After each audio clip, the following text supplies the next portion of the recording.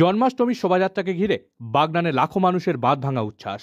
দিন কয়েক আগেই অনুষ্ঠিত হয়েছে জন্মাষ্টমী উৎসব।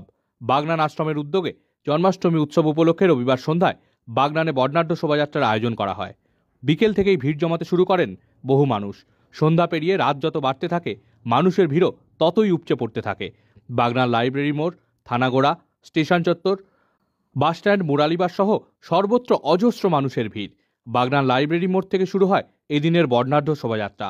ধামসা, মাদল, আদিবাসী নৃত্য, নানা বাদ্যযন্ত্র, ঢাক, শিখল, নানা নৃত্যগোষ্ঠীর সমবেত নৃত্য সহযোগে বাগনান বাসস্ট্যান্ড হয়ে স্টেশন রোড হয়ে শোভাযাত্রা এগিয়ে যায়।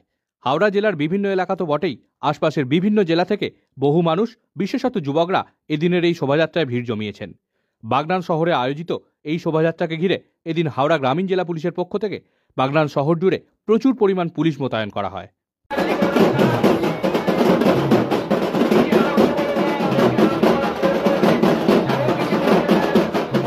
আমাদের সঙ্গে পূর্ণ সহযোগিতা করেছেন এবং পূর্ণ সহযোগিতার হাত বাড়িয়ে দিয়েছেন। হরে হরে